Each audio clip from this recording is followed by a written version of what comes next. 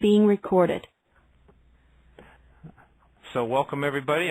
Mike Taylor is going to go ahead and take over with getting better results by doing less training. Thanks, Jeff. It's great to see so many names show up here on our list.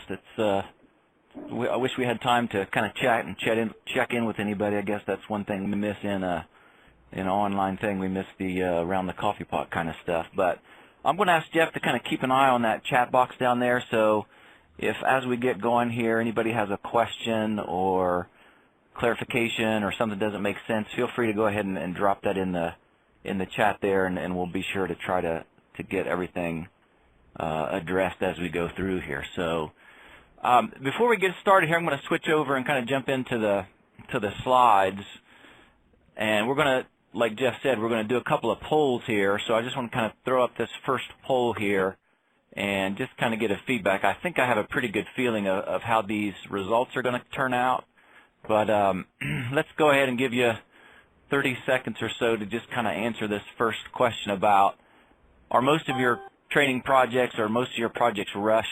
Is that true or is that false? And for anybody who votes false, just let us know if you have any openings. Because there'll be a whole bunch of people in the true department ready to sign up.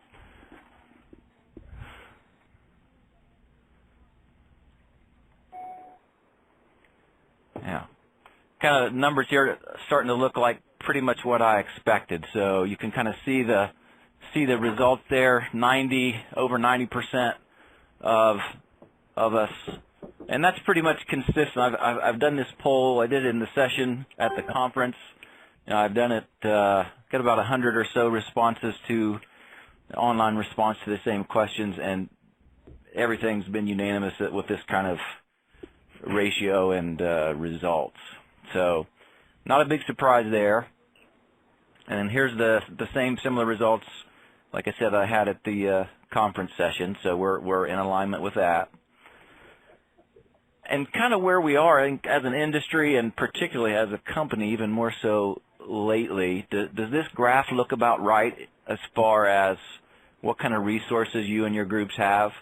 So compared to the past, sort of the trend line for time and money and people sort of trending that general direction. And sort of the point of that is, we hope that given these more challenging constraints, we don't want results to be down there heading the wrong direction along with all those factors. So what we're really talking about is we need to find ways to be more efficient with what we have. And if you look in the dictionary, efficient, what that means is achieving maximum productivity with minimum wasted effort or expense. And so that's really the crux of everything that we're going to talk about, in our hour here today. So if you think about training in general, some of the things, there's probably a lot of things that come to mind, but as a general rule, training is expensive. So it's expensive to build. It's expensive in the sense that if somebody's going to a training course or taking a training course, even if it's online, you're taking them away from production. So you're diverting them from revenue generating activities to something that's, maybe not. It's also a lot of times forgotten. So how many times have you been sent to a training course 2 months, 6 weeks, 6 months ahead of the first chance you had the opportunity to apply it? Or maybe you needed some small percentage and you had to go to a full day class or half day class and you really only needed some small piece of that. So you kind of see where those things aren't real efficient, and it doesn't sort of meet that efficiency definition. You're not maximizing your resources at a minimum expense. So what you end up with is training's expensive, often forgotten or not really applied efficiently, and so you kind of fit the definition of inefficient. Now, just kind of take a quick poll here. I wish I could see head nods and eyeballs here. I'll let you read this for a second. So you can either in the chat window give a yes or no or whatever indication. But does this quote sound familiar to anyone? Can anybody relate to this? Have you ever seen a situation? Management wants the course right now, but that's not really an excuse to deliver lousy training. I think we've all found ourselves in some sort of similar position to that.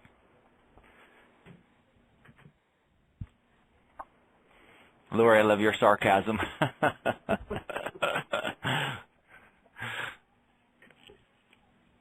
So what we sort of proposed in this session was, we're not in the business of doing training, so everybody thinks it's the training department, and I think that's really a misnomer.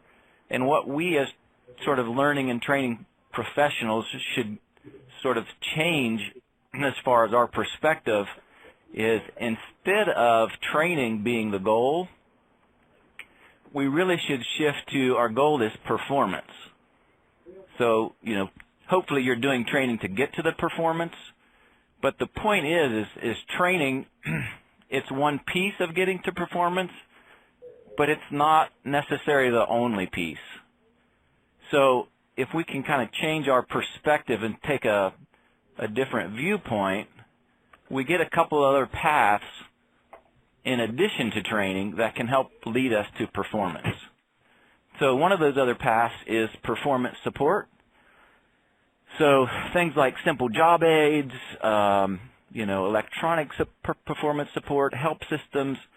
Sometimes you don't really need trained, you just need a piece of information or a checklist or something that kind of falls under that performance support category. So another sort of path here is a lot of times it's not necessarily training per se, but it's just some communication or collaboration. If only I can ask the question of the right person who knows the answer, that's pretty short and sweet and pretty efficient compared to if I go to a training course to try to find that same answer. If that's all I need, you can kind of compare efficiencies between those approaches. And then lastly, I think even when you're looking at training, if you put this performance lens on it, you can even take a different view of what training is and what training interventions to apply. And I think you can take a different viewpoint and you can use lower tech. I saw this phrase, and I love this phrase. What's the least effective dose? So if it's a compliance type thing, give them a PDF and a checkbox. Get them out of there, get them back to work, get them back to productive activity stuff. No sense in spending weeks and months on building a big whiz-bang course if a PDF document suffices. So, questions or comments about any of those branches or where we're headed with that?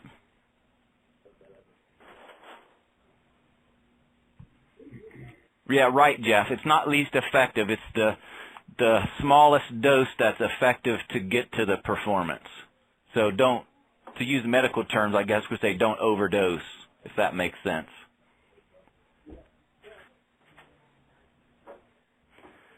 Okay, now this one, we don't really have a poll for this, but I'm going to ask you guys to kind of type this over into the chat box. In your area, in your part of the world, what do you see as the most common causes when somebody's not performing up to that optimal level? So you have a desired level and you have an actual level. What's the most common cause in your view for those type of performance gaps?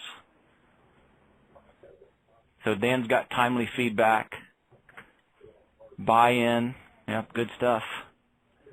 Lack of knowledge, understanding expectations, perfect. Communication.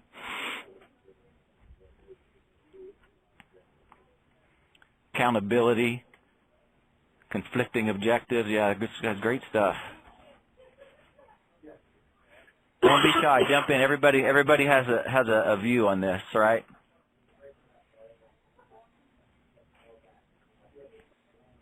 lack of accountability, conflicting objectives.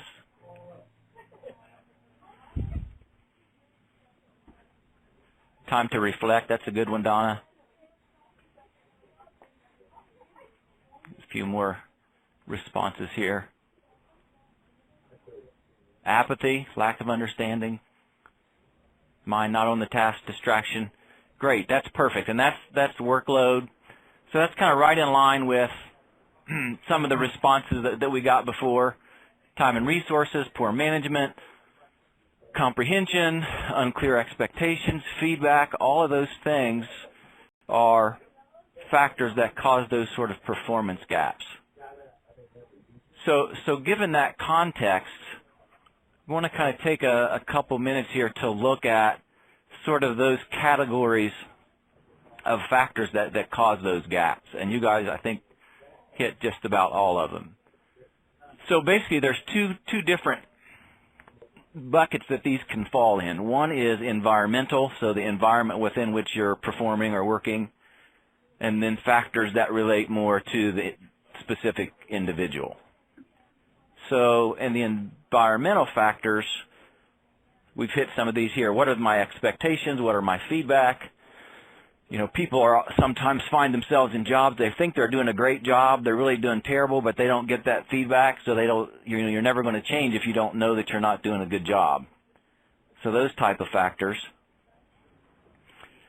Tools and resources, we can probably relate to this. You don't have adequate tools, you don't have a computer that runs what you need it to run, you don't have the right type of equipment, whatever. I mean, that's pretty straightforward, I think. Consequences and incentives. There are processes and procedures and all different sort of factors that go into consequences and incentives. So there are times when people are incented to do a certain thing that may not be ultimately what you want. So, if you're on a help desk and your incentive is time to resolve or time to close a ticket, well, you may not spend the time to get the right answer. You're just going to try to get people off the phone, and sort of you're getting results that you may not intend. And the process and the work environment, all this stuff is all sort of environmental factors that could kind of work against optimal performance. On the individual side, again, we've hit this one as well, skills and knowledge. Maybe you just don't know how, you just haven't learned it yet. Selection and assignment. So this can kind of get to, gosh, I'm really good at the big picture stuff, but I get assigned to something that's really incredibly detail oriented. I'm not the right person for the job, or we made a bad hire. It's not a good person to fit into the particular job duties. Motives and preferences, again, we've kind of touched on this. I think this stuff is great. And then just life, just stuff. You have something on your mind, you're distracted. We saw those comments. Now, how many, as we look across all of these factors, how many of these can training address, can training sort of quote unquote fix? Just take them and type a number in the chat box there, and just give me 1 through 8 or 0 through 8. How many of those training can really effectively and efficiently address?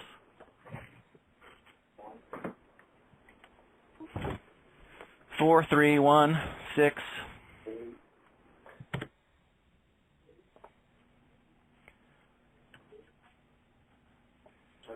Now, there's going to be sort of some gray. I see some numbers here. Jeff, we need an averaging spreadsheet here. I'm going to go ahead and I'm going to say, really, if we're talking about efficiency, the skills and knowledge one is really the only one that training is going to correct. What are your so it sounds like we may have some reactions to that. So anybody who said 2, 3, 4, 5, tell me a little bit about that. Sal, I'm going to put you on the spot. You said 4.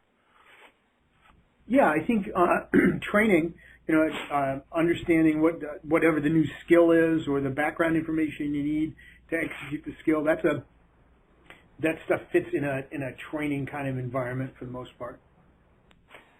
Now, I think some of this can bleed over, so you could be trained so that you make the right selection and assignment, but that's a little bit different context. So anybody sort of have some pushback on this, that skills and knowledge is really the one box of this that's appropriate? Training should address the expectation and provide some level of feedback.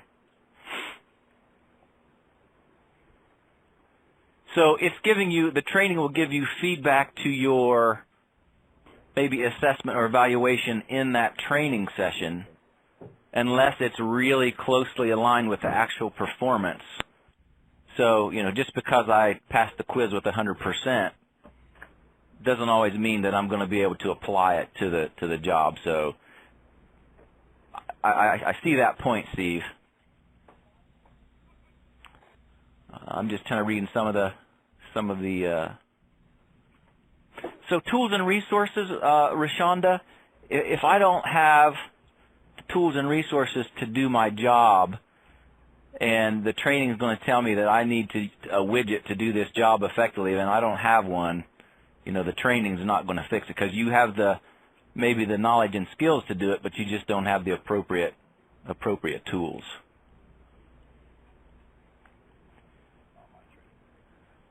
Yeah.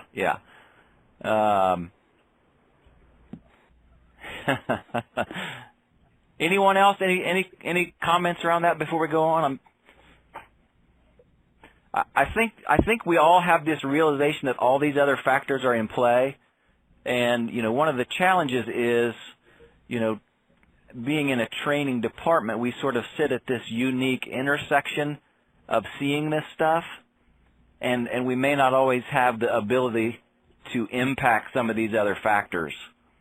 And so that sometimes leads to a challenging conversation.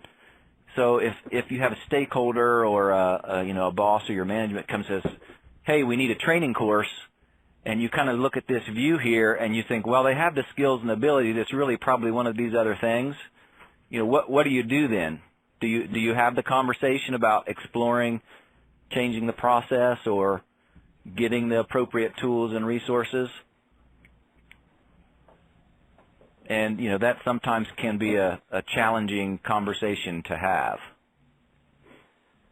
So one other sort of follow-up here, a couple of resources that I've personally found just invaluable in arriving at those kind of conversations when you see a situation that, oh gosh, we could train until the cows come home and it's not going to make a difference. A really great book called Analyzing Performance Problems, and if you look closely there, you can see the subtitle is How to Figure Out Why People Aren't Doing What They Should Be and What to Do About It. I love that. I think, that really gets to the gist of what we're talking about. And in that book, there is a sort of one-page flow chart here that I think captures the questions that we should be asking. And I love the first one. I won't go through the whole thing. I really love the first one here. Is it worth pursuing? Have you ever seen some sort of training thing going after something that really we don't really ultimately care about? So again, that's sort of the definition of inefficiency. But that flow chart, that's great to put it up against the wall and, just use it as a checklist next time you get a project and you're looking for, should it be training, should it be something else before you get to a training program. And then there's one other page that I've had. I have this one on my desk right here above my computer screen. I've got links and references to these. I'll give you guys a handout at the end, so don't worry about trying to write everything down and get this stuff. I'll provide that for you. But this is a really great sort of plain English. You could take it into a meeting when you get those, hey, we need a training or we need a course or we need a whatever. Just this helps us sort of take a step or two backwards and say, well, okay, well, I see your need for a training course. That's great. Now let's see if there are other better, more efficient alternatives. So what's the problem? What makes you think there's a problem? You know, understanding the audience. And it's 21 questions. It fits on one page. And, you know, I can tell you it's been very helpful for me. Questions or comments? So basically what we're doing, you know, when we sort of look at these kind of projects, this is the sort of bullet point version of the book in that sheet. You know, what's the problem? Is it worth solving? If it's worth solving, can we do a quick fix and maybe repurpose something else? You know, and look at these other factors here. Are the consequences appropriate? You know, do they know how to do it? Is there more to it than what we're seeing on the surface, which is often the case? And Donna, you're right. It is an analysis. You're absolutely right.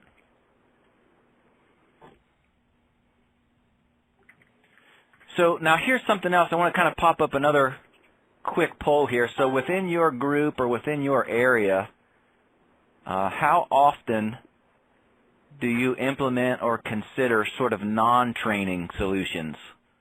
So we're thinking of job aids, we're thinking of communications with other people having the same problems. So other things other than sort of courses.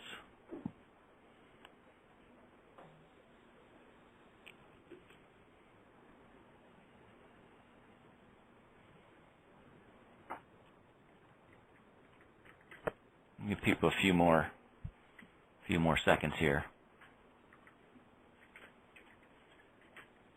That's a pretty good number. That's a pretty good number if you are already that high of a percentage of time looking at alternatives. Anybody in that 75% frequently or 13% always have any examples of the kind of non-training stuff you guys have done in the past?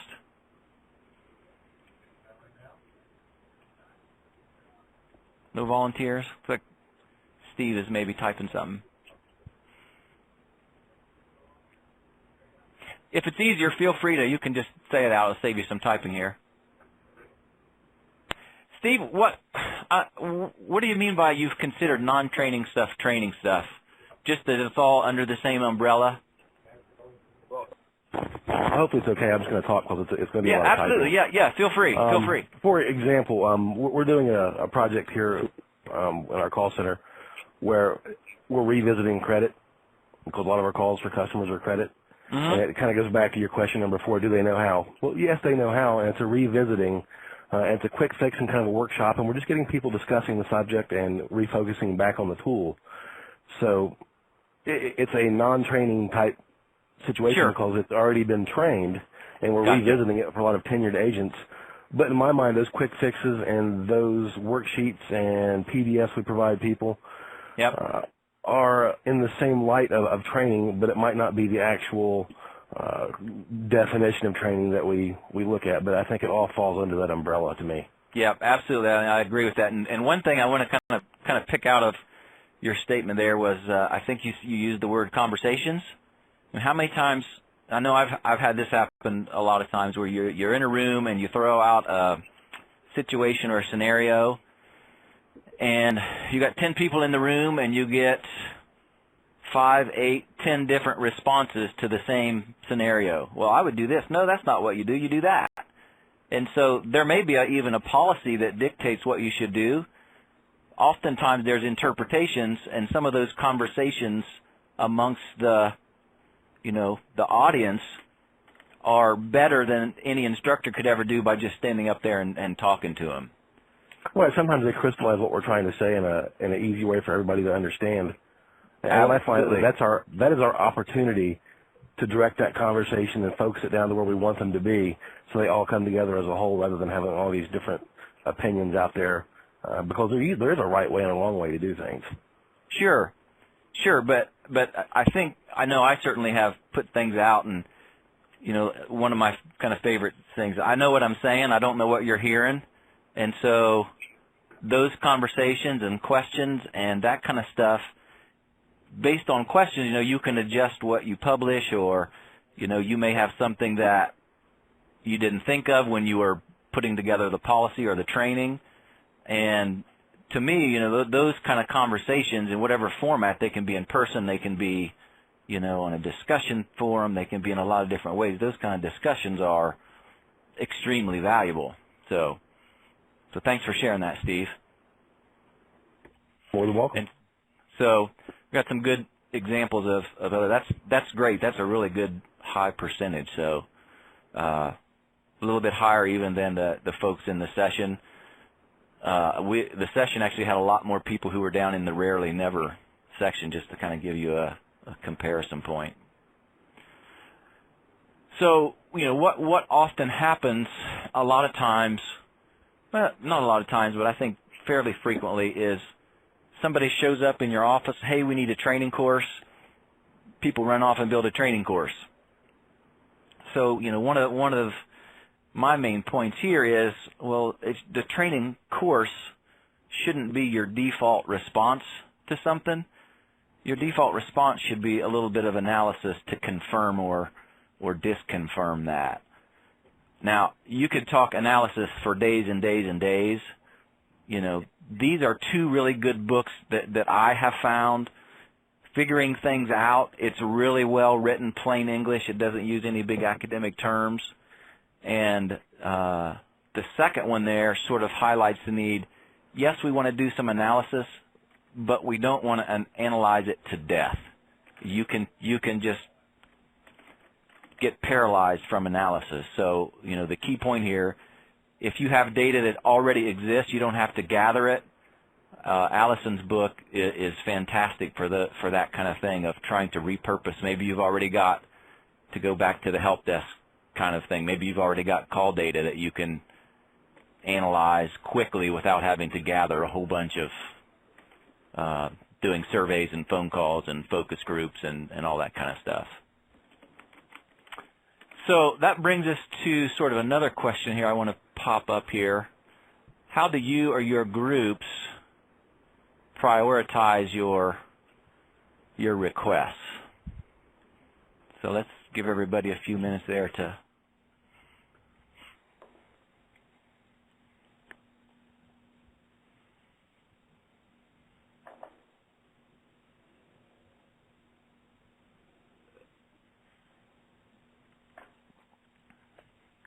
feel like we need a little Jeopardy background music or something to play during these.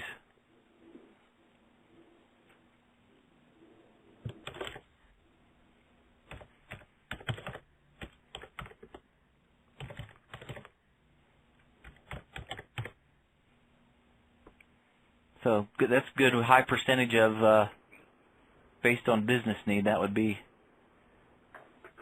regulatory deadlines. Yeah, that sort of falls under business need.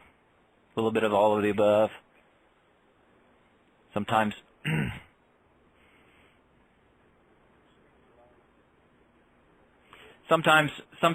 you just by the nature of it, particularly with us and safety and health type things, you may have to react to something which sort of trumps maybe some other things that were already on your plate. Give these results here so everybody can see them.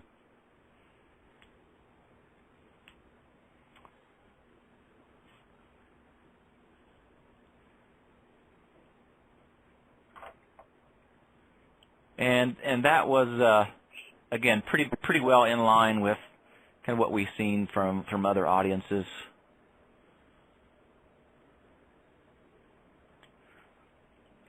So now that we've sort of really ingrained this whole performance versus training perspective of the world, let's kind of throw out a couple scenarios here, and I just want to kind of get your reactions of what you guys would do in these kind of scenarios. So if you want to use chat, that's fine. If you want to kind of raise your hand or jump in and just say it vocally, that's fine too.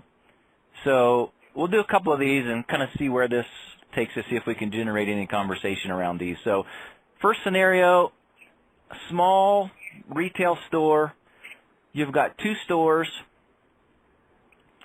You're getting new cash registers. The company you bought the cash registers from, they trained the manager and the assistant managers. The new machines, they're different, but they're easier to use. Your audience is, you have 16 cashiers who need to learn these new cash registers, and you've got 6 people who, they're just part-timers. They might work a couple hours a week or 1 or 2 different times during the week. What kind of solution would you guys use to solve that challenge? Call everybody in on a Sunday and have an 8-hour training session?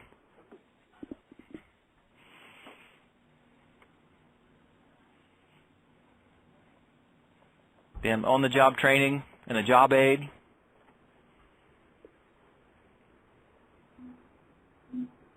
Short training and a job aid?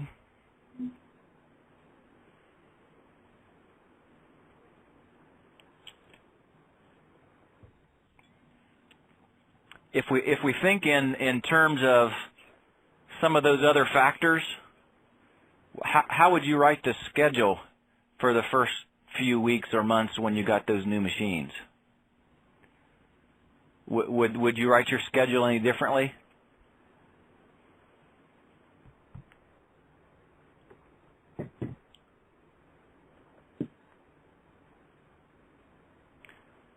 Karen or Jennifer, you guys, how would you guys handle who works when?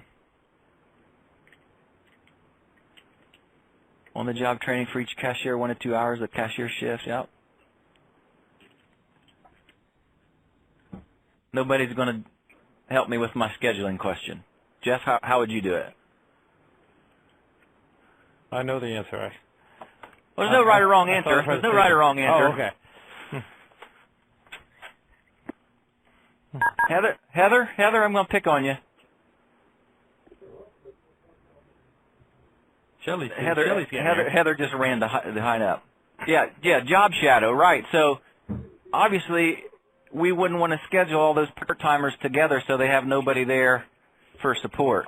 So, if it's evening hours, there's no manager or assistant manager maybe in that particular store, and you had 4 part-timers were the only people there, you could see where you could kind of get into some trouble, and, they haven't learned it yet. They don't have any. If you gave them sufficient job aids, that would help kind of mitigate that kind of stuff. But, yeah, this is all good stuff. Job shadowing, avoid peak hours for training, absolutely YouTube-type stuff. Probably some form of job aid probably taped to the register, at least the most important transactions.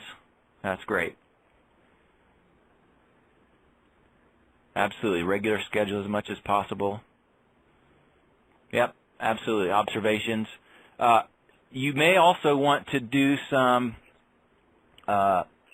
data reporting after the implementation. So in that sense, you could say, well, before the new cash registers, we had 3% of sales of widgets. And after the cash register, gosh, now we're at like 85%. So are they ringing things up into the wrong category? So you may want to do some monitoring of the relevant data to confirm, hey, there's not been drastic changes. Your business probably didn't change that much overnight. It just may be the entry of cash register data. So things like that to kind of confirm that it's working. Yep. Good stuff. Let's do 1 or 2 more of these, and we'll kind of keep going. Let's try, you have sales reps or customer service reps. We'll use this example. Maybe you guys, customer service folks here, can probably get this one pretty easy. You've got a really high number of products. The market is always changing. You get new regulations frequently. So, what the rules were last week may be different from this week. And it's critical to keep all of the reps current. So you don't want a person to call 3 different reps and get 3 different answers. Can any of you guys, customer service people, relate to that? What kind of solutions would we have for that kind of situation? Bulletins, scripts. Don, are those job scripts, are they electronic or are they hard copy?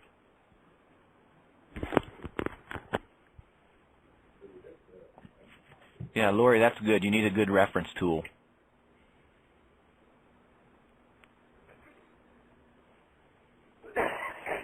Yeah, so I'm seeing references, material guides, electronically. So that's the key. When you get into content that changes this frequently, if you're doing hard copy and books and printouts, you know, then you sort of get a nightmare of, oh, is this the most current? Is that the most current? So that sort of lends towards, you know, some sort of a database or electronic version that you know everybody's got the most recent up-to-date stuff.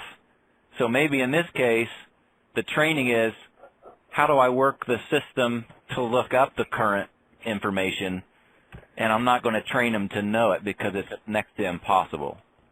Electronic for sure. Yeah, great. Cool, Donna. Thanks. Regular briefings. Pat, that's another good one. You know, you may have new things that happen fast. Back to, again to those conversations, enabling people to ask questions. You know, and if it doesn't have to be in a face-to-face where everybody's in the room kind of thing, if you have ways to do that via bulletin boards, all the better. Much more efficient that way. Yeah, good stuff.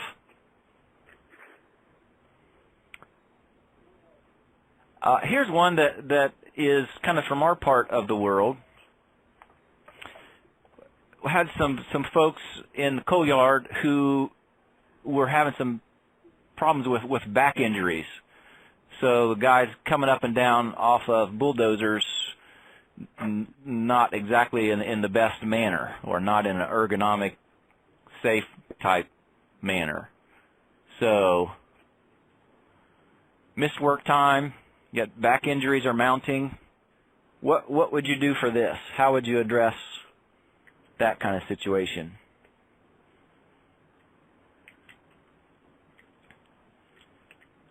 Steve's got a face-to-face.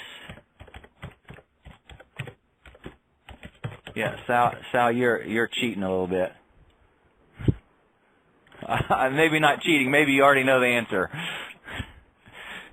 So you could do some communication around this to set expectations and give them some feedback. You know, what we did was we did the communication piece. So maybe that's a plant meeting or shift meeting, pre-shift meeting, that kind of stuff.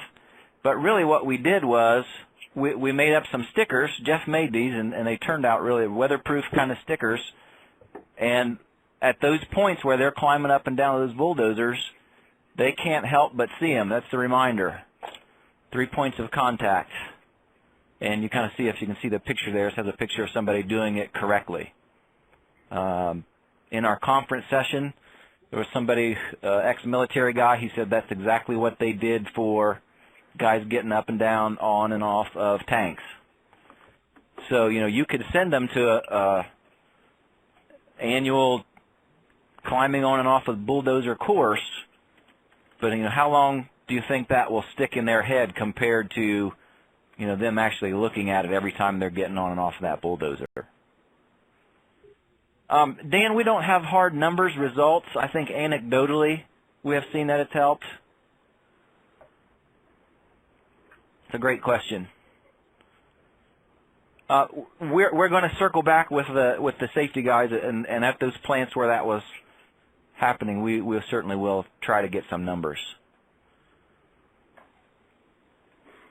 I can tell you almost with certainty that it's a better, more efficient way than pulling them all off into an all-hands meeting type thing and, you know, tell them what to do. So, absolutely. Yeah, great question, Dan. Let's do one more. I know this one is near and dear to everybody's hearts, and I'm very curious to hear the responses. So imagine, and this is going to be a real stretch of your imagination here, you work at a sort of industrial kind of place, and you have almost 10-year-old laptops and software, and about 20,000 employees. Pretty fair number of those are blue-collar type stuff. I know, just come with me. I know it's hard. What do you do? How do you get people from there to where they're going? Schedule 18,000 training courses? Send them all to Columbus and put them in a classroom? What do we do? Feel free to talk this one out. We can have a conversation here on this one. Jeff, that's how we got in this situation. Job aids, help desk. Google, good answer. That's the first place most people look.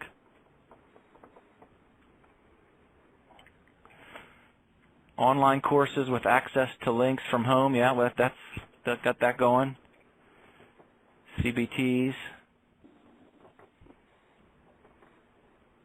YouTube is a good one if it was not blocked here, so you got to go home to see it. Marvelous. Unless you guys are in that group that can get it. Yeah, multiple solutions. I like Lori's. Multiple solutions, different skill levels.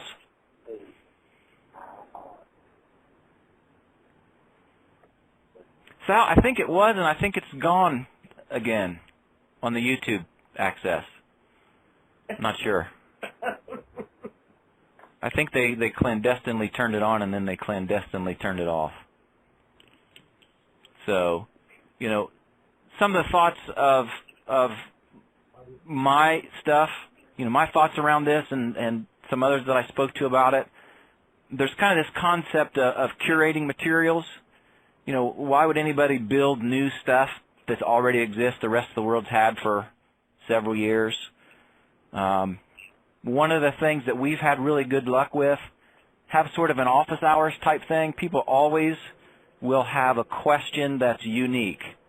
So something that nobody in the rest of the world would ever dream you're trying to do with Word or Excel or something. Every time I've done one of those classes, I always get a question that, gosh, I would have never thought of that in a million years.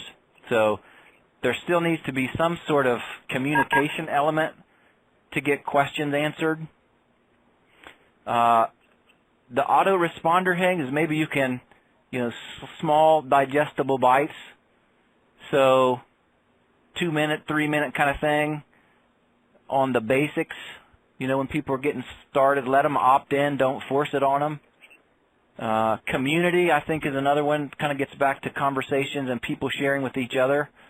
Obviously, at least it's obvious to me, it's a lot more efficient to let people share with each other and have sort of two-way conversations as opposed to, a single person or a single group just broadcasting kind of unidirectionally. You may be hitting your target sometimes, you're probably missing a lot, and you're losing some efficiency on that.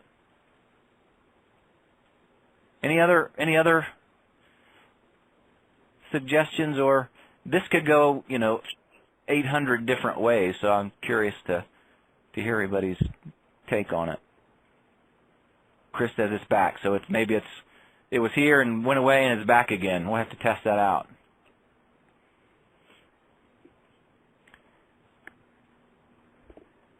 Nobody has anything else on that? Anybody agree, disagree? Just want a new computer?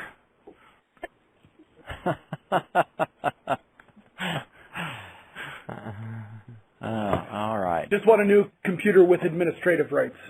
There you go. Well, that's going to be another battle. We're getting a new OUR system, so every time you need something new, you get to put it through the paces.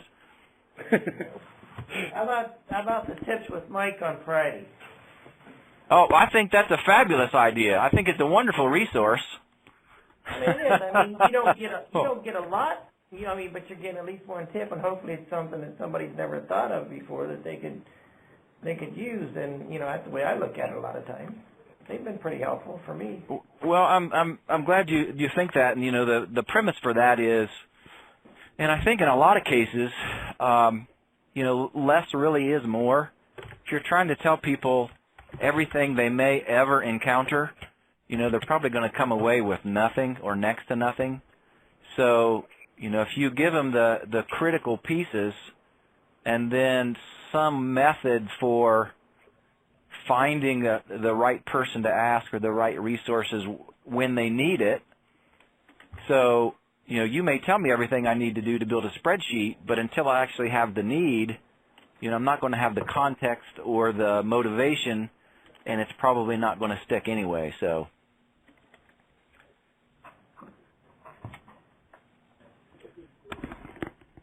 and to Sal's point, I don't know how many of you guys in this group have been on Yammer or participated in Yammer. That's another channel for asking people that you wouldn't normally have access to. I know I've asked questions there, and gosh, I wouldn't even know where to even begin to ask questions, and I've gotten pretty quick, effective answers that way. So it's just another another resource that you can call on. Barb, Barb Rowland, are you in that Groveport group? Are you with us? I'm here. Okay, all right. I thought you were somewhere, but I didn't see your name, so. Yeah, we got a whole room full here today. Okay, so you're with us on the Yammer thing, right? Yeah, I think all of us actually are on Yammer, and we watch that pretty frequently, and have used it to post to the whole company to get questions answered. Yeah, cool. Great resource. This is a slide that I just popped this up. This is on the handout. I think it's just a nice sort of reminder of some of the other options, job age, checklists. Another sort of factor here is error tolerable versus error intolerable. So if somebody makes a mistake, what's the implications? Obviously you have to spend more time and attention on something that has very big consequences than, oh, well, you printed the mailing labels wrong or something, not very big consequences. So that's another factor at the amount of time and resources you put towards something here. Checkbox training, we've all, been on probably both ends of that, giving and receiving. Again, that gets, if you're really honest, are we really expecting people to learn something new when they finish this, or are we just checking a box? So if you're really honest with that checking the box assessment, give it a PDF and a yes, I read it, and go on with your life. So again, that's in the handout, so I won't spend a bunch of time going through that. Kind of as the last few things here is, again, I think we've hit this pretty hard. Just consider other more efficient solutions. This is I like this, as there are a lot of different ways that you can get people sort of up that performance ladder. Formal, informal, social, Yammer sort of fits in that social.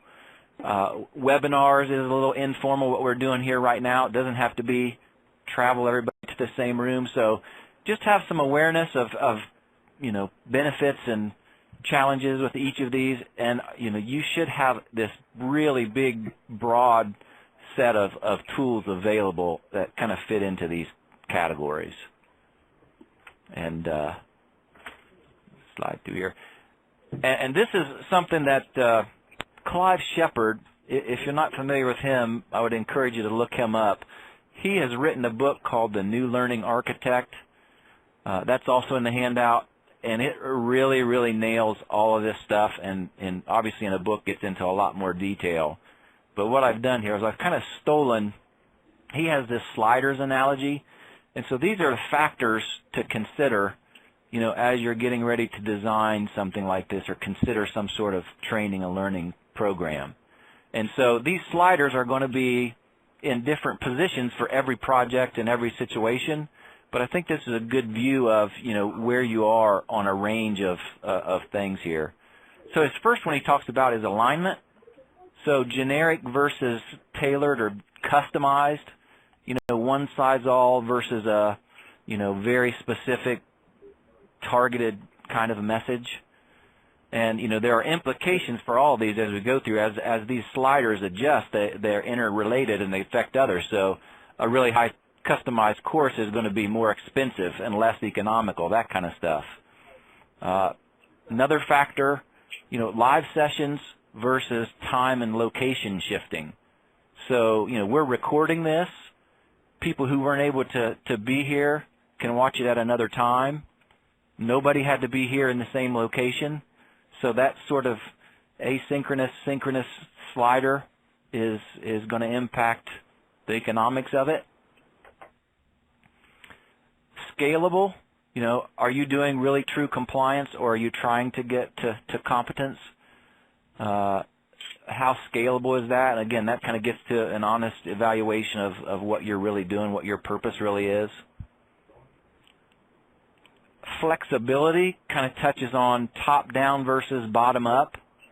So obviously, if you have something coming top-down with committees and approvals, that's going to be slower than sort of a bottom-up, dynamic, informal option. So, that's another one of the considerations here.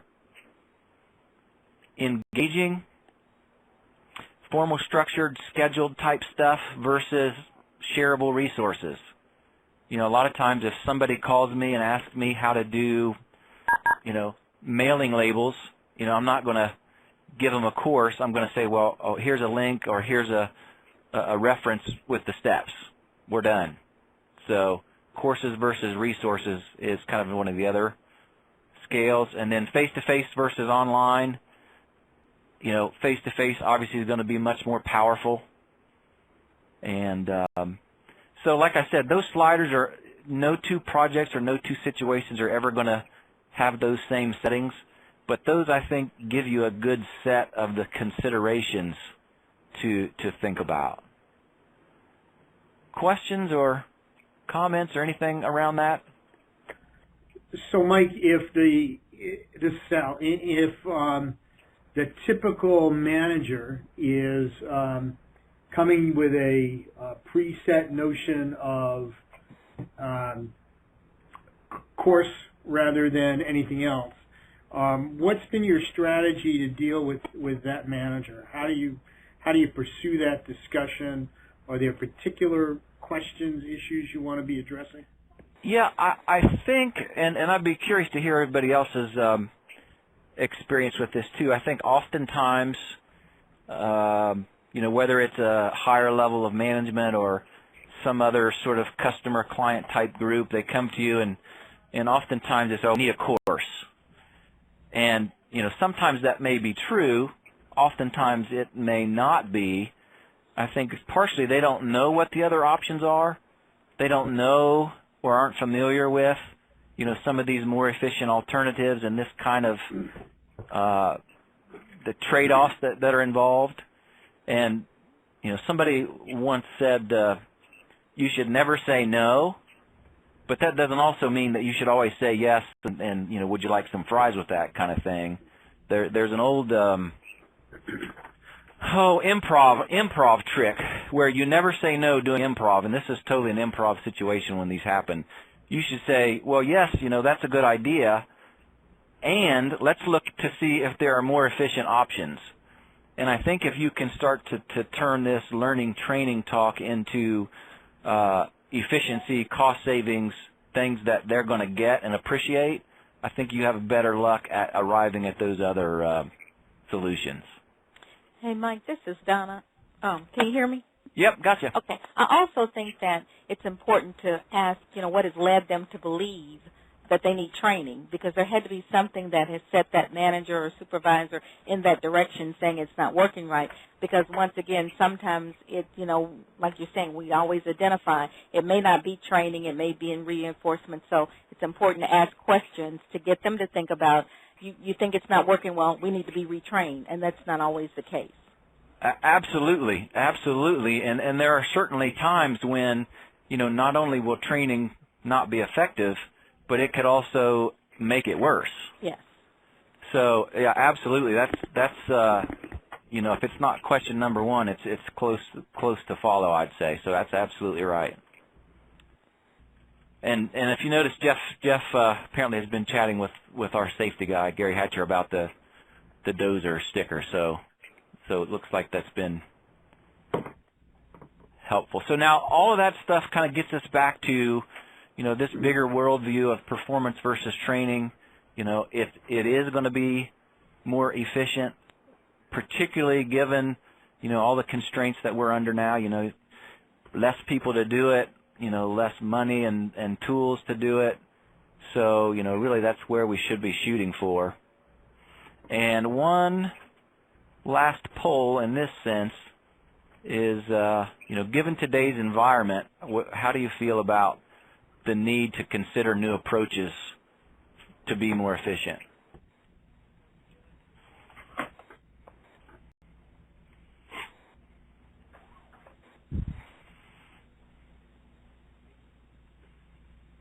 So I wouldn't expect more than the two people who weren't rushed in the beginning to answer true. So it looks pretty well unanimous here, which is not surprising, but almost unanimous.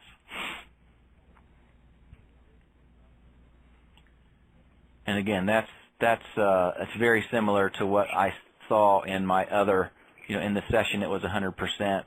In the sort of larger poll it was 97%, I think. So that's it. I'm going to give you a link to the handout and a copy of the slides. I'll put it in the chat window. We'll also include it in the follow-up email. Anyone, questions, comments, agree, disagree? I just want to say thanks, Mike. It's always good to see someone else's opinion around training and things of this nature, so I appreciate it. And then I appreciate, thanks Donna, thanks Chris. There's the resources, and then also this is going to be the last one of these that I actually do. My last day here is going to be May 4th. I'm going to go pursue some other avenues here, and so I appreciate you guys coming. Hopefully we'll be able to maintain some form of contact in one way or another, and I appreciate it. We'll miss you. We'll miss you too. Thank you. You've been a great resource. Yeah. Thanks, Donna. But I guess we should say congratulations and hope everything works out well for you. Thank you. Appreciate it. Bless you, Mike. Hey, thanks, Jerry. Thanks for coming. Yes, sir.